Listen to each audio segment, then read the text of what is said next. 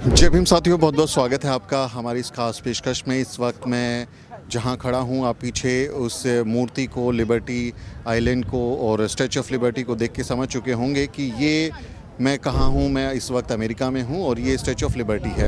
America की पहचान है न्यू जर्सी और न्यूयॉर्क के बीच में जो हडसन रिवर है उसके बीच में एक छोटा सा आइलैंड है जहाँ पर ये जो मूर्ति है वो स्थापित की गई है। फ्रांस की तरफ से अमेरिका को आज़ादी के गिफ्ट के तौर पर ये मूर्ति दी गई थी।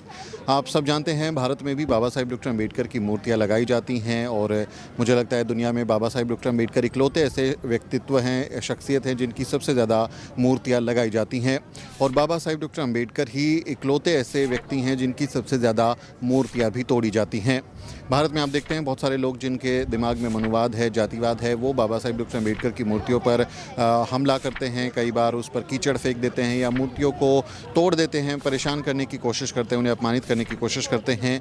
लेकिन मूर्तियों को लेकर जिस तरह का एटीट्यूड होना चाहिए या फिर जो उनका महत्व होना चाहिए, वो भारत के लोग उस तरह से बाबा साहेब की मूर्तियों को लेकर खासकर नहीं समझते। अब स्टैचू ऑफ लिबर्टी को देखने के लिए पूरी दुनिया से लोग आ रहे हैं। आप देखेंगे यहाँ पर जो जनता है, जो क्राउड है, वो दुनिया के हर मुल्क से यहाँ पर आई है। वो सिर्फ अमेरिका की नहीं है बल्कि दुनिया के हर मुल्क से लोग यहाँ पर आते हैं और इसके महत्व को जानते हैं, ये इसकी इम्पोर्टेंस को जानते हैं कि ये जो लेडी लिबर्टी है वो स्वतंत्रता की देवी के रूप में उनको याद किया जाता है। और स्वतंत्रता कितनी ज़रूरी है, इस पर बाबा साहेब डॉक्टर अम्बेडकर कहते हैं कि अगर आपके पैर में जंजीर पड़ी है, आपको किसी बेड़ी से बांधा हुआ है और अगर आप उस बेड़ी को नहीं तोड़ सकते, आप उसको नहीं काट सकते, तो आप अपना पैर काट दीजिए, लेकिन लंगड़ा कर चलिए, लेकिन स्वतंत्रता और आज़ादी से चलिए।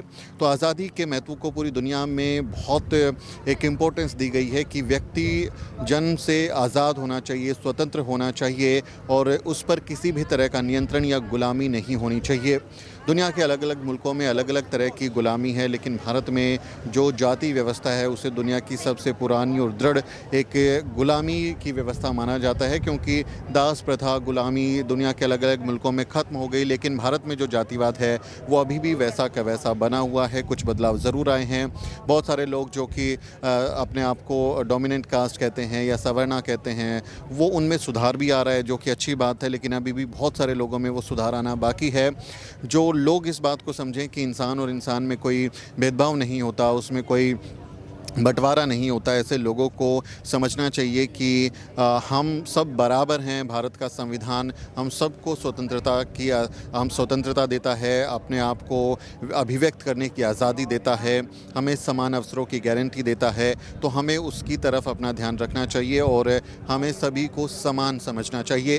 तो स्वतंत्रता, बंधुता और न्याय का जो नारा है, ये फ्रेंच रेवोल्यूशन का एक नारा माना जाता है, लेकिन बाबा साहेब डॉक्टर अम्बेडकर इस नारे को तथागत बुद्ध से जोड़ते हैं और उनके जो पंचशील के जो ज्ञान हैं, जो त्रिशरण हैं, वहाँ से इसको निकालते हैं और कहते हैं कि स्वतंत्रता, बंधुता, जिसमें वो मैत्री शब्द का इस्तेमाल करते हैं, समानता, ये सबसे ज़रूरी हो जाता है। एक बुद्धिस्ट कॉन्सेप्ट है। पूरी दुनिया में इस समय जिस तरह के माहौल बन रहे हैं उसमें तथागत बुद्ध का संदेश, गुरु रविदास महाराज का संदेश, गुरु कबीर का संदेश, जो हमारे महापुरुष हैं उनकी जो वाणी है, वो एक सॉल्यूशन की तरह हो सकती है जो इंसान को बेहतरीन जीवन जीने की प्रेरणा दे सकती है।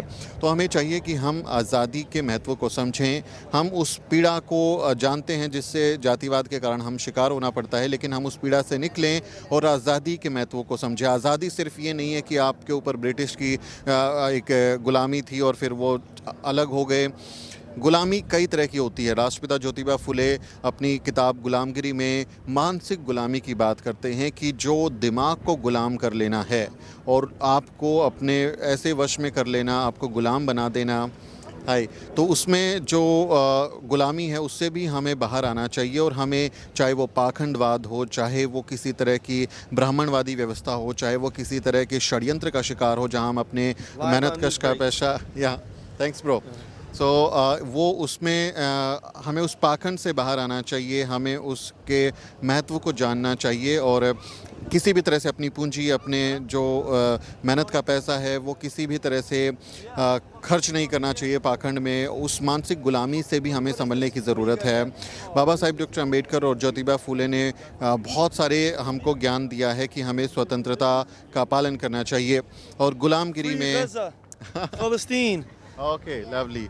सो देखिए, बहुत सारी दुनिया के मुल्कों में आज़ादी के लिए संघर्ष चल रहा है, और वो बाबा साहेब डॉक्टर अम्बेडकर का जो cultivation of mind should be the ultimate goal of human existence, यानी दिमाग की जो आज़ादी है, बुद्धिमत्ता है, वो इंसानी अस्तित्व की सबसे बड़ी पहचान होनी चाहिए, सबसे बड़ा लक्ष्य होना चाहिए। उसकी तरफ हमें ध्यान देने की ज़रूरत है।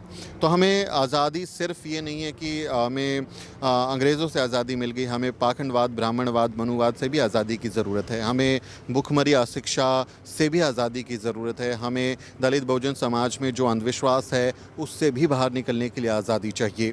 तो स्टैच्यू ऑफ लिबर्टी, जो कि पूरी दुनिया में आज़ादी का एक प्रतीक है, वहाँ से ये मुझे लगा कि एक ज़रूरी विषय है जिसके बारे में मैं आपसे बात करूं, और आप सब अपने घरों में देखें कि जिस तरह से हमें एक मानसिक तौर पर कैप्चर किया जाता है, हमारे दिमाग को गुलाम बनाया जाता है, डराया जाता है, हमें कई तरह के डर दिखाए जाते हैं कि आपने फला देवी देवता की पूजा नहीं की तो आपका नुकसान हो जाएगा, एक्सीडेंट हो जाएगा, बच्चा फेल हो जाएगा, शादी नहीं होगी।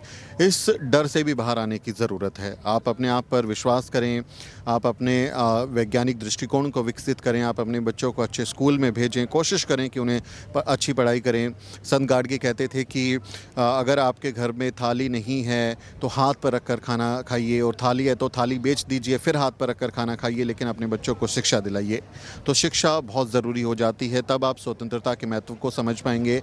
बाबा साहेब डॉक्टर अम्बेडकर भी जब अमेरिका आए होंगे तो यहाँ एक इमिग्रेशन आइलैंड है पास में ही, स्टैच्यू ऑफ लिबर्टी के, मुमकिन है उन्हें वहाँ पर इमिग्रेशन की प्रोसेस से गुजरना पड़ा हो, और जब उन्होंने स्टैच्यू ऑफ लिबर्टी को देखा होगा कि स्वतंत्रता की देवी है, जो आज़ादी की बात कर रही है, जो इंसानी एग्जिस्टेंस की बात कर रही है, और भारत में जिस तरह की व्यवस्था है उससे बाहर आके निकल के वो स्वतंत्रता की बात उन्होंने अपने दिमाग में बिठाई, और फिर करोड़ों लोगों को स्वतंत्रता दिलाई, उन्हें लिबर्टी दिलाई, उन्हें जो अंधकार में वो बेड़ियों में जकड़ा हुआ समाज था उसे आत्मसम्मान दिया, उसे बराबरी का दर्जा दिया। तो हमें स्वतंत्रता के महत्व को हमेशा ध्यान रखना चाहिए, और अपने महापुरुषों की वाणी को भी हमेशा याद रखना चाहिए। आप सब की बदौलत, जो मेरे सब्सक्राइबर्स हैं, जो मेरा समाज है अम्बेडकरवादी, रविदासिया, जो भी दलित बहुजन समाज का मेरा अपना परिवार है, उनकी बदौलत आज मुझे ये मौका मिला कि मैं दुनिया में स्वतंत्रता के सबसे बड़े प्रतीक स्टैच्यू ऑफ लिबर्टी के सामने खड़े होकर आज़ाद व्यक्ति के तौर पर अपनी बात कर रहा हूँ,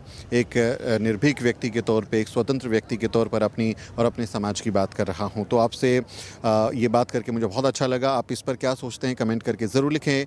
आपसे अपील है कि वीडियो को शेयर करें और द न्यूज़ वीक को सब्सक्राइब करना ना भूलें। वीडियो के अंत में आपसे एक छोटी सी अपील। साथियों, अगर आपको द न्यूज़ वीक का काम पसंद है और आप चाहते हैं कि हम यूं ही अम्बेडकरवादी पत्रकारिता करते रहें, तो हमारी आर्थिक मदद जरूर करें। आप अपनी स्क्रीन पर दिखाई दे रहे इस QR कोड को स्कैन करें और न्यूज़ वीक फाउंडेशन के खाते में अपनी दान की राशि भेजें। QR कोड के अलावा आप UPI के जरिए भी मदद कर सकते हैं। आप हमारी UPI ID newsweek@YesBank पर भी मदद भेज सकते हैं। इसके अलावा आप हमारे अकाउंट में भी मदद भेज सकते हैं। खाते का नाम है Newsweek Foundation, account number है 02358800000640। IFSC कोड है YesB000235। बैंक का नाम यस बैंक है और ब्रांच है नेहरू पैलेस, दिल्ली। आप डोनेशन के एवज में इनकम टैक्स में भी छूट पा सकते हैं। डोनेशन की रसीद पाने के लिए ट्रांजैक्शन का स्क्रीनशॉट हमें भेजें। टाइप करें डोनेशन स्पेस आपका नाम और हमें 8595794224 पर व्हाट्सएप करें।